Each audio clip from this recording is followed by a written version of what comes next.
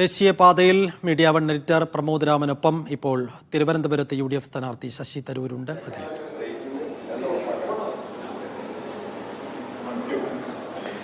നമസ്കാരം. Media one ദേശീയപാതയിലേക്ക് ഒരിക്കൽ കൂടി സ്വാഗതം. ഞങ്ങൾ കഴിഞ്ഞ 16-ാം തീയതി മാർച്ച് 16-ന് കാസർഗോഡ് നിന്ന് ആരംഭിച്ച യാത്ര, ദേശീയപാത യാത്ര ഇന്ന് തിരുവനന്തപുരം മണ്ഡലത്തിൽ സമാപിക്കുകയാണ്.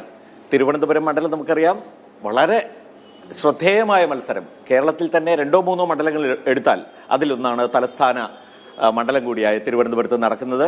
എന്നോടൊപ്പം UDF സ്ഥാനാർത്ഥി ഡോക്ടർ ശശി തരൂർ ചേരുകയാണ് തത്സമയം. സ്വാഗതം. Thank you sir for coming in. ഒന്നാമത്തെ ചോദ്യം എനിക്ക് ചോദിക്കാനുള്ളത്, ഞാൻ ജയിക്കാൻ പോകുന്ന സ്ഥാനാർത്ഥിയോടാണോ സംസാരിക്കുന്നത് എന്നത് തന്നെയാണ് എന്റെ വിശ്വാസം. ഇതൊരു ത്രികോണ മത്സരം തന്നെയാണ്. പക്ഷെ ഞാനിപ്പോൾ 3 തവണ ജയിച്ചിട്ട് ജനങ്ങളുടെ ഒരു പൾസ് മനസ്സിലാക്കാനുള്ള ഭാഗ്യം ഉണ്ടായിട്ടുണ്ട്. ഞാനിപ്പോൾ ഒരു 2 ആഴ്ച 3 ആഴ്ച ഇതോടെ 3 ആഴ്ച കഴിഞ്ഞു ഇറങ്ങിയിട്ട് ജനങ്ങളെ കണ്ടിട്ടും അവരോട് സംസാരിച്ചിട്ടും അവരുടെ ഓരോരോ വിഷയങ്ങളെക്കുറിച്ച് എനിക്ക് നേരിട്ട് കാണുന്ന അവരുടെ സ്നേഹവും അവർ എനിക്ക് കാണിക്കുന്ന ആത്മാർത്ഥതയും പിന്തുണയും കാണുമ്പോൾ എൻ്റെ ആത്മവിശ്വാസം എല്ലാം കൂടിയിട്ടേ ഉള്ളൂ. അപ്പോൾ എനിക്ക് വലിയ ഭയമൊന്നുമില്ല. ഈ തവണ വിജയം നമ്മൾ തന്നെയായിരിക്കും. പക്ഷേ ചില കാര്യത്തിൽ എന്തായാലും നമ്മൾക്ക് പ്രവർത്തിക്കാനുണ്ടെന്ന് മാത്രമല്ല, അനാവശ്യമായിട്ട് നമ്മുടെ എതിരാളികൾ ചില നുണ പ്രചരണം അവിടെ ഇവിടെ ഇറക്കുന്നുണ്ട്. അതിൻ്റെ എതിരെ നമ്മൾക്ക് ജനങ്ങളോട് സത്യം ചൂണ്ടിക്കാണിക്കാനാണ് നമ്മളുടെ ഉത്തരവാദിത്വം. അതെ, അതിനകത്ത് ഒരു പ്രധാനപ്പെട്ട പ്രചാരണം എന്ന് പറയുന്നത്, തുടക്കത്തിൽ താങ്കൾ ആദ്യമായി MP ആയപ്പോൾ തന്നെ 2009 ജയിച്ചപ്പോൾ തന്നെ തിരുവനന്തപുരത്ത് ഒരു ബാഴ്സലോണ മോഡൽ സിറ്റിയാക്കി മാറ്റും എന്ന വാഗ്ദാനമുണ്ടായിരുന്നു. ഒന്നും നടന്നില്ല എന്നൊരു പ്രചാരണമാണ്. ഞാൻ എൻ്റെ ഭാഗം എല്ലാം ചെയ്തു. ഞാൻ ബാഴ്സലോണയിൽ പോയി അവിടുത്തെ മേയറെ കണ്ടു, നഗരസഭയെ സ്വാധീനിച്ചു, അവർ റെസൊല്യൂഷൻ പാസ്സാക്കി, അതിൻ്റെ ബഡ്ജറ്റും ഉൾപ്പെടുത്തി, എല്ലാം റെഡിയായിരുന്നു. ഞാൻ തിരിച്ചു കൊണ്ടുവന്ന മേയർ ജയൻ ബാബുന് വലിയൊരു വിജയമായിട്ട് കൊടുത്തിട്ട് പറഞ്ഞു, നിങ്ങൾക്ക് ഇനി വെറും ഇതിനെ അംഗീകരിക്കാനേ ആവശ്യമുള്ളൂ, ഒരു ചെലവില്ല, ഒരു പ്രശ്നമില്ല, ട്വിൻ സിറ്റിയായി മാറാം. ബാഴ്സലോണക്കാർ അവരുടെ ഗുഡ് ഫെയ്ത്ത് കാണിക്കാൻ വേണ്ടി അവർ ഉദ്യോഗസ്ഥന്മാർ 2-3 തവണ അയച്ചിട്ടുണ്ടായിരുന്നു.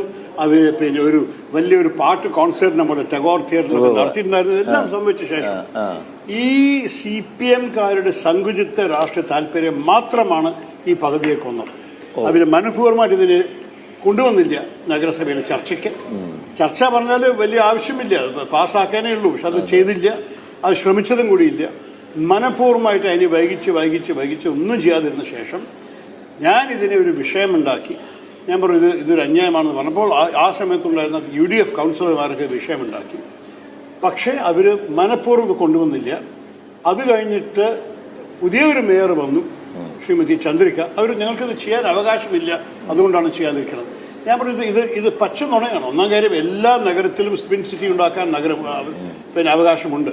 പക്ഷെ അഥവാ നിങ്ങൾക്ക് മിനിസ്ട്രി ഓഫ് അർബൻ ഡെവലപ്മെന്റ് കേന്ദ്ര സർക്കാരിന്റെ പിന്തുണ വേണമെങ്കിൽ ഞങ്ങളുടെ ഭരണമാണ്, ഞങ്ങൾ തരാം, ഉടനെ 24 മണിക്കൂർ തരാം, എന്താ പ്രശ്നം? പക്ഷേ അവർക്ക് ഇതാണ് ഒരു കോൺഗ്രസ്സുകാരും കൊണ്ടുവന്ന പദ്ധതി നടക്കണ്ട, ജനങ്ങൾക്ക് എത്ര ഗുണമുണ്ടായാലും അത് വേണ്ട പറഞ്ഞിട്ടാണ്.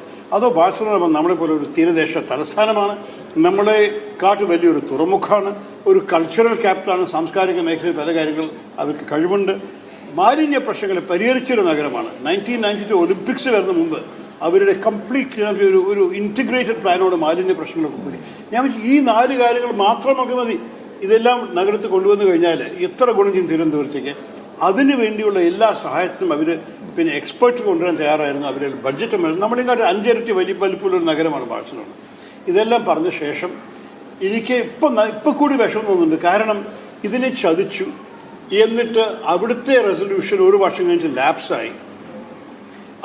എൻ്റെ സുഹൃത്തുക്കൾ ചോദിച്ചു, വീണ്ടും പാസ്സാക്കണോ ഈ റെസൊല്യൂഷൻ? ഞാൻ പറഞ്ഞു, ഞാൻ പാസ്സാക്കി കഴിഞ്ഞാൽ എനിക്ക് വീണ്ടും വഷളാവില്ലേ, ഇവരുടെ താല്പര്യം ഉണ്ടെങ്കിൽ മാത്രം സാധിക്കുള്ളൂ പറഞ്ഞ് ചന്ദ്രയോട് സംസാരിച്ചു. അവരും ചെയ്തില്ല.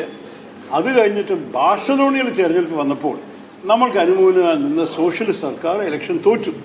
അവരുടെ പോയ ശേഷം അതോടെ ആ സ്വപ്നം കഴിഞ്ഞു. പക്ഷേ ഞാൻ കൊണ്ടുവന്ന സമയത്തിൽ ഇതിനെ മിണ്ടാണ്ട് ഒരു 24 മണിക്കൂറിനകത്ത് ചർച്ച ചെയ്ത് പാസ്സാക്കിയിട്ടുണ്ടെങ്കിൽ നമുക്ക് ബാഴ്സലോണ എല്ലാ സഹായവും എല്ലാ പിന്തുണയുമായിട്ട് തിരുവനന്തപുരം ഒരു ചെറിയ രീതിയിലെങ്കിലും ഒരു മിനി ബാഴ്സലോണ ആവാൻ സാധിച്ചിട്ടുണ്ടാവും.